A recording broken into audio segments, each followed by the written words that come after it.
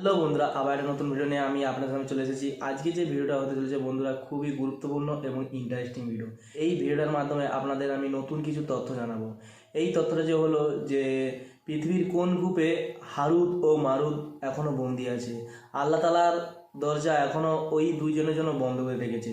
সেই সমস্ত তথ্য এই ভিডিওটার মাধ্যমে জানবো বন্ধুরা, এই ভিডিওটা নেওয়া হয়েছে আলোর পথ চ্যানেল থেকে। তো চ্যানেলটিকে আপনারা সাবস্ক্রাইব করে দেবেন বন্ধুরা। তো চলুন বন্ধুরা, ভিডিওটা দেখা যাক কী রকম তথ্য, কী সমস্ত ডিটেলস এই ভিডিওর মাধ্যমে আমরা জানবো। তো চলুন বন্ধুরা। আহলে কিতাব অনুসারে নবী ইদ্রিস আলাইহিসসালামের সময়ে একবার আকাশ ও পৃথিবীর মধ্যবর্তী স্থান থেকে মহান আল্লাহ তাআলা পর্দা সরিয়ে দিয়েছিলেন। তখন পৃথিবীতে বসবাসকারী লোকদেরকে দেখতে পেল ফেরেশতারা।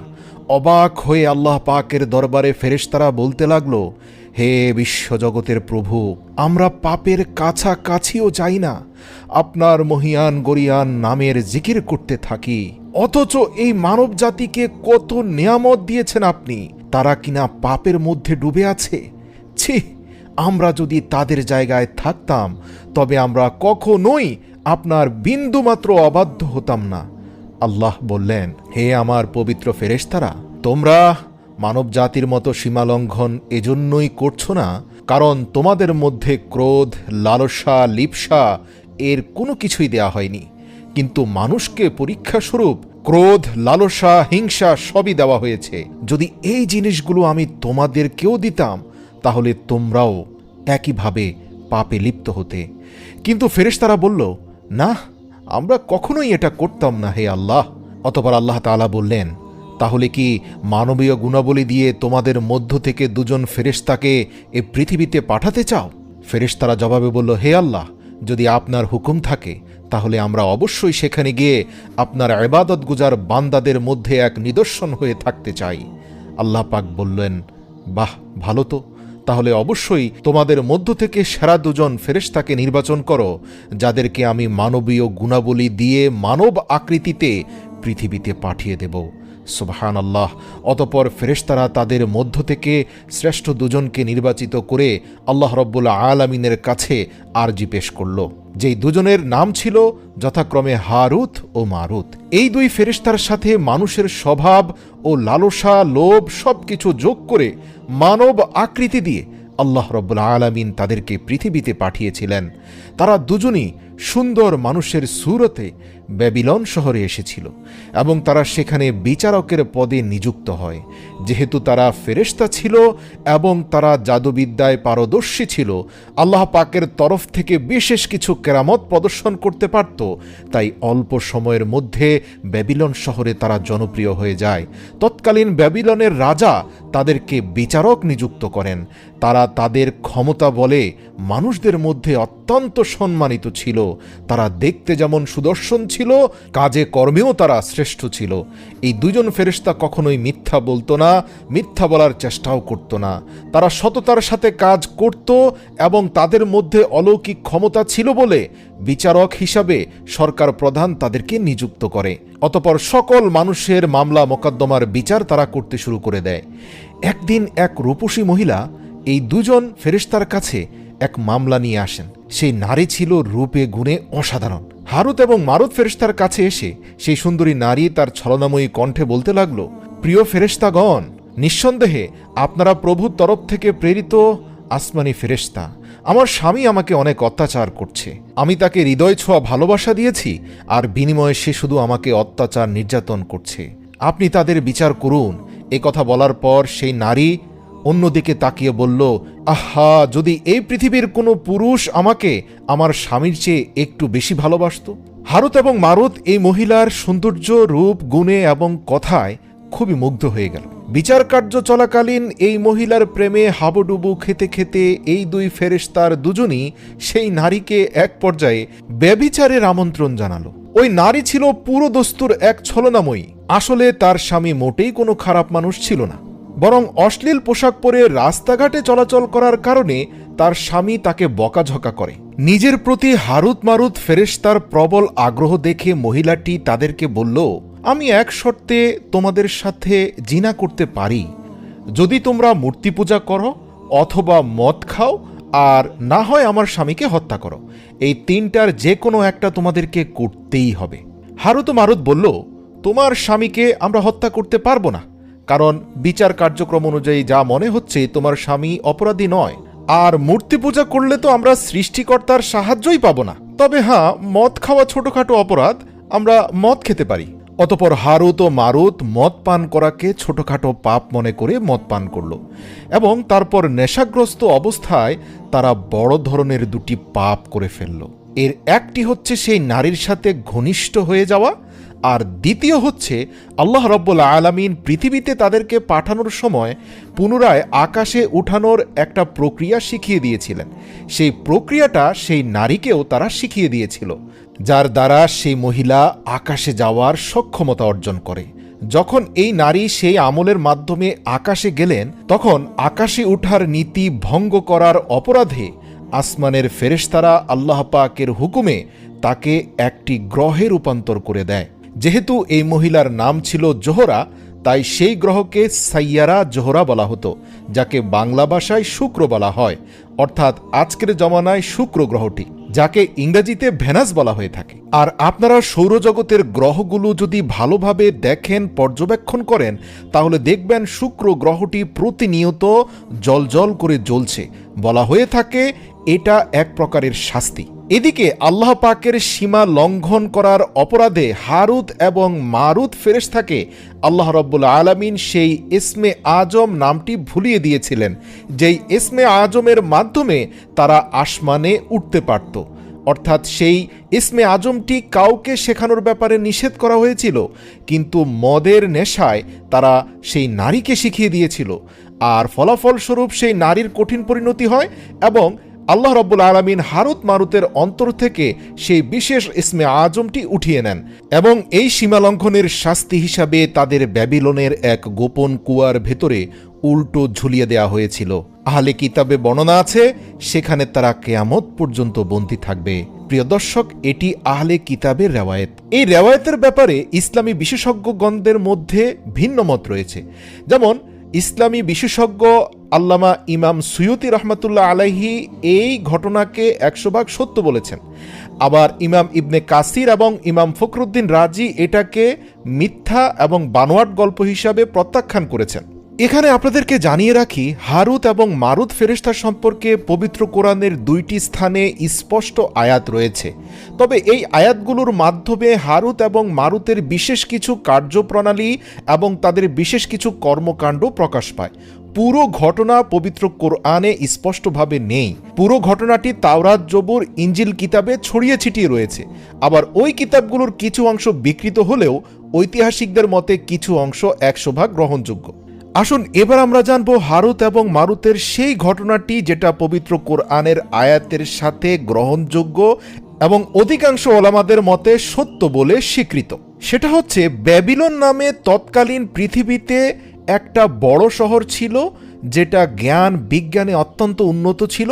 তার পাশাপাশি সেই শহরের জনগণের মধ্যে জাদুবিদ্যার খুব কদর ছিল এবং জাদুবিদ্যার সুনাম বহুদূর এলাকা পর্যন্ত বিস্তৃত ছিল। এক কথায় তৎকালীন পৃথিবীর সবচেয়ে উন্নত এবং আধুনিক শহর ব্যাবিলনে সেই ব্যক্তির সম্মান সবচেয়ে বেশি ছিল যে জাদুবিদ্যায় যত বেশি পারদর্শী ছিল। বলা যেতে পারে এই শহরের বাসিন্দা হওয়াটাই ছিল জাদুকর হওয়ার লক্ষণ। এখানে একটা কথা বলি, আমরা জানি এই পৃথিবীর বুকে যেই নবীকে আল্লাহ রাব্বুল আলামিন সবচেয়ে বেশি কারামত দিয়েছিলেন সেটা ছিল হযরত সুলাইমান আলাইহিস সালাম।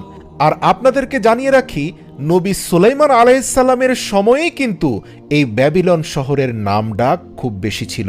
নবী সুলাইমান আলাইহিস সালাম যেহেতু পুরো বিশ্বজাহানের রাজা ছিলেন, কারণ আল্লাহ পাকের তরফ থেকে প্রাপ্ত মহান ক্ষমতা বলেই তিনি পুরো পৃথিবীর উপর রাজত্ব করতেন। তো যেহেতু ব্যাবিলনের বাদশাহ এবং ব্যাবিলনের জনগণ জাদুর প্রতি অত্যন্ত আসক্ত ছিল, নবী সুলাইমান আলাইহিস সালাম ব্যাবিলন শহরের লোকদের এই কর্মকাণ্ড দেখে তিনি অত্যন্ত ক্ষুব্ধ হন।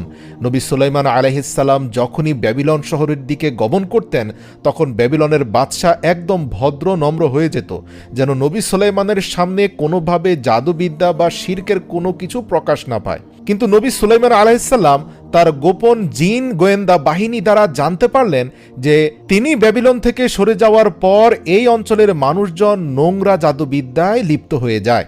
অতঃপর তিনি প্রকাশ্যে এসে শহরের সকল লোকদেরকে জড়ো করে এমন শিরকি প্রথা থেকে বাধা প্রদান করেন। তিনি বলেন, তোমরা কখনো এমন জাদুবিদ্যার অনুশীলন করবে না যার ফলে মহান আল্লাহ পাকের সাথে শিরক হয়ে যায়। কিন্তু ব্যাবিলনের লোকজন হযরত সুলাইমান আলাইহিস সালামের কথা কোনোভাবেই শুনতে রাজি ছিল না। এক পর্যায়ে হযরত সুলাইমান আলাইহিস সালাম তাদেরকে 1, 2 এবং তৃতীয়বার পর্যন্ত সতর্কতা দেন। অতঃপর হযরত সুলাইমান আলাইহিস সালামের তৃতীয় তথা শেষ নিষেধাজ্ঞা অমান্য করার অপরাধে তিনি মারাত্মক ক্ষুব্ধ হয়ে যান। তিনি তার বিশাল জিন বাহিনী নিয়ে ব্যাবিলনে উপস্থিত হন। তৎকালীন ব্যাবিলনের রাজা, প্রশাসনিক কর্মকর্তা, সেনাবাহিনী সহ প্রত্যেকটি জনগণকে গ্রেপ্তার করেন এবং জোরপূর্বক তাদের প্রত্যেকের ঘর থেকে জাদুবিদ্যার সকল বই বের করে নিয়ে আসেন এবং প্রকাশ্যে বলে দেন, আজ থেকে যত শিরকি বই পাওয়া যাবে তার জন্য কঠিন শাস্তির মুখোমুখি হতে হবে। অতঃপর তিনি সকল বইকে একত্র করে তার সিংহাসনের নিচে পুঁতে ফেলেন, যাতে এই ক্ষতিকর বইগুলোর বিনাশের মাধ্যমে এই ক্ষতিকর জ্ঞানকে মানব জাতি থেকে নির্মূল করা যায়। কিন্তু সময়ের সাথে সাথে হযরত সুলাইমান আলাইহিস সালাম ইন্তেকাল করে পৃথিবী থেকে বিদায় নেন। অতঃপর আবার সেই ইবলিস মাথাচাড়া দিয়ে ওঠে। 2-1টি প্রজন্ম চলে যাওয়ার পর ব্যাবিলনের নতুন প্রজন্ম আসা মাত্রই শয়তান তাদেরকে এই বইগুলোর তথ্য দেয় এবং শয়তান প্রকাশ্যে ব্যাবিলনের জনগণকে বলে, আরে তোমরা তো জানোই না নবী সুলাইমান যে এত ক্ষমতার অধিকারী ছিল তার মূল উৎস হচ্ছে তোমাদের পূর্বপুরুষদের রেখে যাওয়া জাদুবিদ্যার বই, যেটা বর্তমানে নবী সুলাইমানের সিংহাসনের নিচে পুঁতে রাখা হয়েছে। তোমরা যদি সেই বই বের করে তা অনুসরণ শুরু করে দাও তবে তোমরাও নবী সুলাইমানের মতো মহা ক্ষমতাধর হতে পারবে। হে ব্যাবিলনের জনগণ, নবী সুলাইমান এক রাজ্য থেকে আরেক রাজ্য উড়ে যেতেন তোমাদের পিতামাতার রেখে যাওয়ার বই ব্যবহার করে। তিনি পুরো পৃথিবী শাসন করেছেন তোমাদের পিতামাতার রেখে যাওয়া বইয়ের মাধ্যমে। তিনি জিনদেরকে নিয়ন্ত্রণ করতেন তোমাদের পিতামাতার রেখে যাওয়া বইয়ের মাধ্যমে। এবং নবী সুলাইমান আলাইহিস সালামের অসাধারণ অলৌকিক ক্ষমতা বলতে কিছুই না, সবই তোমাদের পূর্বপুরুষদের রেখে যাওয়া বই এবং তন্ত্রমন্ত্র এর ক্ষমতা। এভাবে শয়তান ব্যাবিলনে বসবাসকারী বনি ইসরায়েলের সকল মানুষকে পুনরায় পথভ্রষ্ট করে।